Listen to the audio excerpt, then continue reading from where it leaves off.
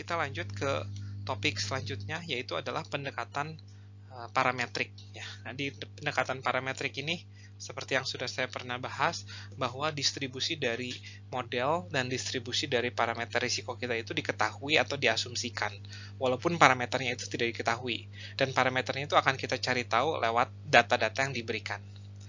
Nah, sama seperti yang kita sudah pernah pelajari di teori risiko 2, nah kita akan menggunakan estimasi maksimum likelihood untuk memprediksi bukan parameter dari distribusi yang diasumsikan, tapi kita langsung untuk memprediksi struktural parameter kita, yaitu si mu, v, dan a-nya itu akan kita langsung prediksi. Nah, kita akan mendefinisikan fungsi likelihood-nya seperti berikut ini. Ya, jadi karena kita punya xij, ada r polis, dan setiap polis itu ada data-data ya, x11, x12, dan seterusnya, maka kita definisikan marginal PDF dari data-data itu sebagai fx vektor ini ya. Ini nih.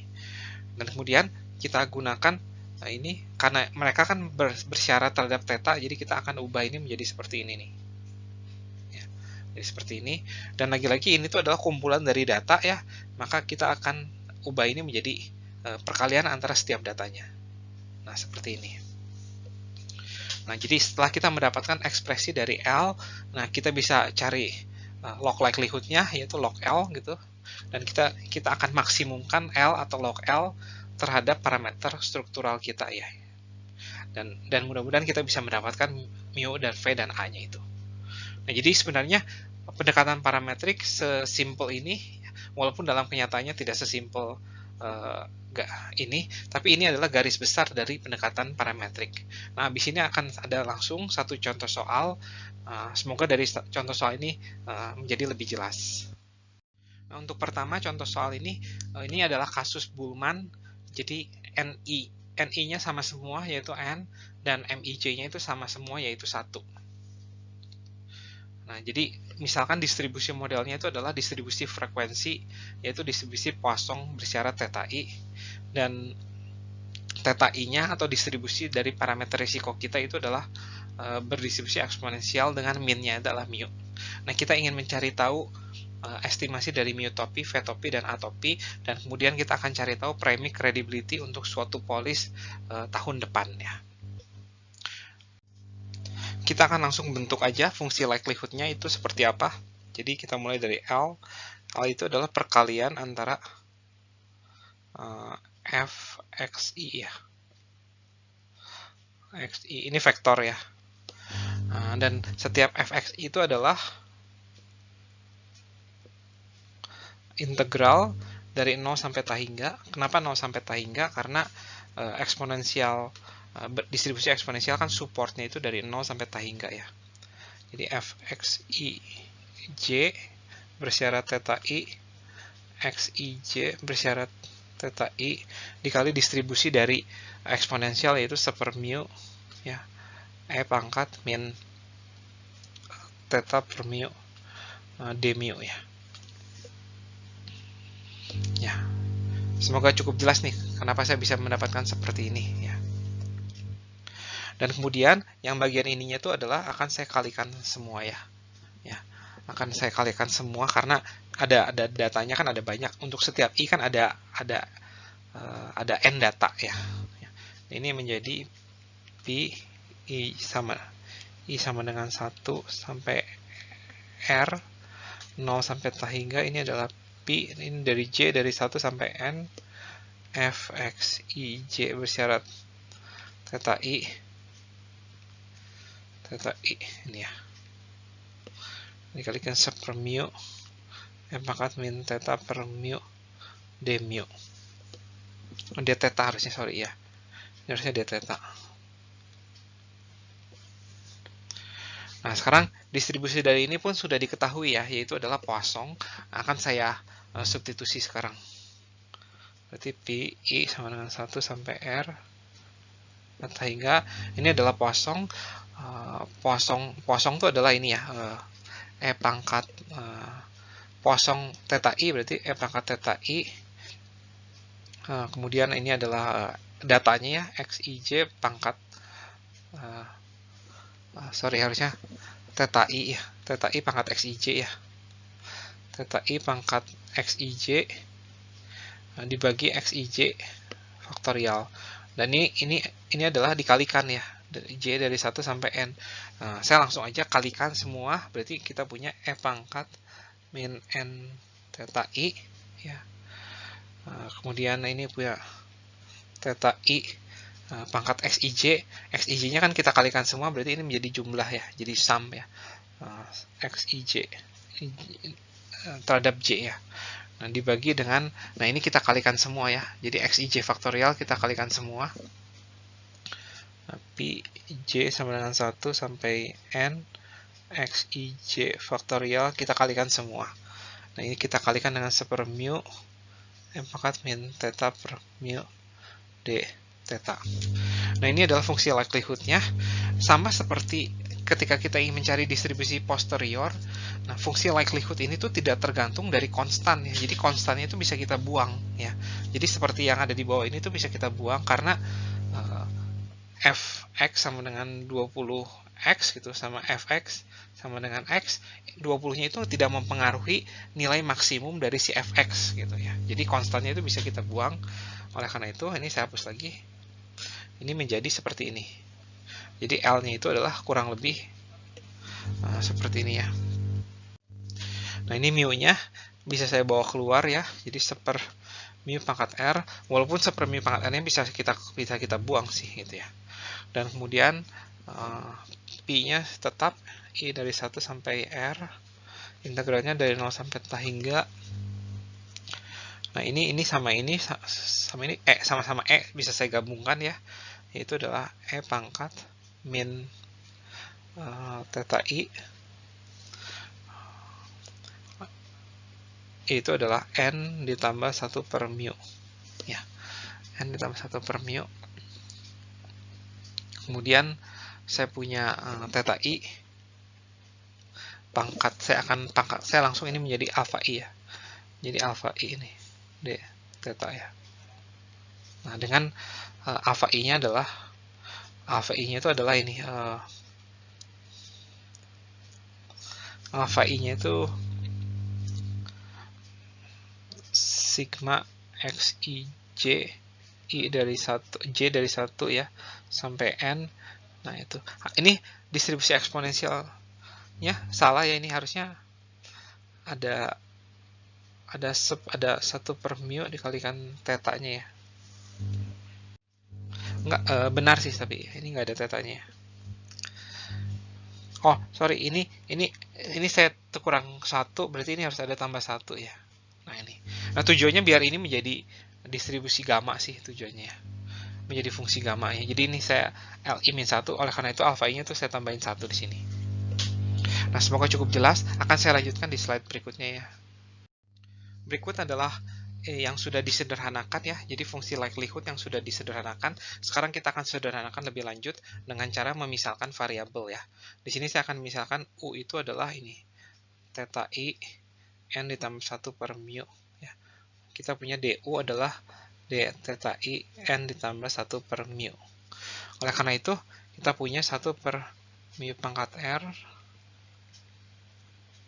Nah, ini kenapa ini tidak kita buang walaupun ini adalah konstan, karena mu itu adalah variabel yang kita mau cari tahu sih.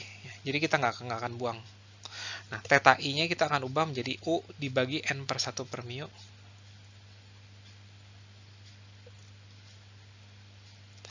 Dan ini menjadi e pangkat min U, dan d theta i-nya menjadi du per n ditambah 1 per mu. Ya. Nah, kita akan sederhanakan lebih lanjut. Nah, di sini ini ada 1 ya, di sini ada alpha i min 1, sehingga kita total menjadi n ditambah 1 per mu. Totalnya ada alpha i. Ya.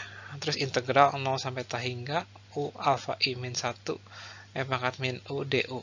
Dan ini adalah fungsi gamma ya, alpha i. Nah, jika kita ingat-ingat kembali, alpha i itu adalah sigma dari j dari 1 sampai n dari xij min 1 ya. Berarti dengan kata lain, plus 1 ya. Berarti dengan kata lain XIJ kan data ya, data yang kita dapatkan dari soal. Berarti dengan kata lain ini tuh sebenarnya itu adalah angka ya. Jadi kita bisa buang ya. Karena memaksimumkan angka dikali suatu fungsi itu sama dengan memaksimumkan fungsi ya. Jadi ini kita bisa buang, tidak perlu ada. Berarti yang kita punya tuh terakhir adalah ini. R dikali ini kita sederhanakan ya. Karena kan ininya sama-sama, ini nggak berubah ya, n ditambah 1 per mu. Nah, ini menjadi pangkat alfa, di mana alfa itu adalah penjumlahan dari alfa 1, alfa 2, dan seterusnya sampai alfa R. Ya. Nah, ini adalah fungsi yang akan kita sederhanakan, ini akan menjadi fungsi likelihood kita, dan yang akan kita maksimumkan adalah bukan fungsi likelihoodnya, tapi fungsi log likelihoodnya, yaitu adalah log dari 1 per mu pangkat R dikali 1 per n ditambah 1 per mu pangkat alfa ya. Atau kalau kita sederhanakan menjadi min R ln mu min alfa ln n ditambah 1 per mu. Nah, kita akan cari, ini L itu adalah sebagai fungsi dari mu, kita akan cari mu yang membuat L dalam mu ini maksimum ya. Yang akan saya turunkan di slide sesudah ini. Nah, di sini saya sudah turunkan fungsinya, dan saya akan sama dengan turunannya itu dengan 0 untuk mencari nilai maksimum, untuk mencari mu yang membuat L itu maksimum ya. Dan sekarang saya akan sederhanakan, jadi min R dikali N ditambah 1 per mu, min alfa mu dikalikan 1 per mu kuadrat, ini dibagi dengan ini ya, N ditambah 1 per mu dikali dengan mu. Kita samakan penjemput sih ini tuh. Nah, kita akan sederhanakan ini menjadi min Rn ditambah dikurangin R per mu min alfa per mu ya dibagi mu n ditambah 1 ya sama dengan 0. Nah, ini penyebut ini, si mu ini akan saya bawa ke bawah, menyebutnya ini menjadi Rn mu min R min alfa per mu kuadrat n ditambah mu sama dengan 0 ya. Oh, sorry, di sini harusnya ini ada negatif ya, sehingga ini menjadi positif ya. Dan sekarang akan saya cari tahu mu topinya itu berapa. Karena bagian bawahnya itu nggak mungkin 0 ya, jadi bisa saya buang ya, jadi kita cukup tinjau yang bagian atasnya aja ya. Berarti mu dikali R dikali N, saya bawa ke sisi kanan, yaitu adalah alfa min R, berarti mu topi itu adalah min R dibagi R kali N. Nah, ini adalah estimasi parametrik dari si mu ya. Nah, setelah ini kita akan mencari tahu apakah mu topi ini tuh adalah mu yang struktural parameter kita atau bukan ya. Akan kita bahas di slide sesudah ini. Kita kembali sejenak ke masalah kita. Kita ingat bahwa XIJ bersyarat theta itu adalah berdistribusi eksponensial, berdistribusi Poisson dengan parameter theta i. Nah, oleh karena ini menjadi theta i, dan Poisson juga variansi dari berdistribusi Poisson itu sama, yaitu theta i juga ya. Nah, oleh karena itu kita coba cari tahu ini mu ini beda dengan mu yang tadi ya. Mu ini adalah mu yang struktural parameter, itu adalah ekspektasi dari mu theta i, itu adalah ekspektasi dari theta i. Dan kita tahu bahwa ekspektasi dari theta i itu adalah, theta itu kan adalah berdistribusi eksponensial dengan parameternya itu adalah mu ya. Berarti ini kebetulan sama nih mu-nya. Ini mu yang struktural parameter, ini mu yang merupakan parameter dari distribusi eksponensial kita. Nah, dan mu topi ini dan si mu yang ini tuh sudah diestimasi dari data ya. Nah, jadi mu topi itu adalah tadi alfa min R dibagi NR.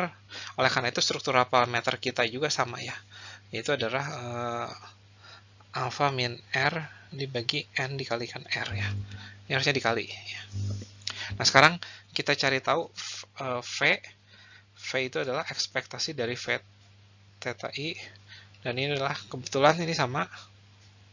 Dan ini adalah mu yang merupakan parameter dari distribusi eksponensial kita tadi. Berarti V topi itu adalah mu topi, dan ini sama dengan lagi-lagi sama alfa min R dibagi NR ya. Nah, bagaimana dengan A?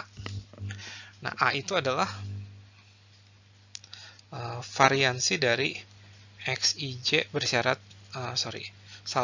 variansi dari mu theta I, dan ini adalah variansi dari theta I, dan ini adalah ekspektasi dari theta I kuadrat dikurangin ekspektasi dari theta I dikuadratkan ya.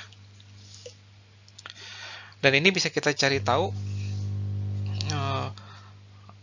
nggak usah sampai ke sini sih, karena theta I kan kita udah tahu bahwa dia tuh distribusinya adalah eksponensial ya. Distribusi eksponensial tuh variansinya itu adalah parameter dari distribusi itu dikuadratkan, berarti adalah mu kuadrat gitu. Berarti si A topi itu adalah bisa kita estimasi lewat mu topi kuadrat ya, yaitu adalah alfa min R dibagi R kuadrat ya.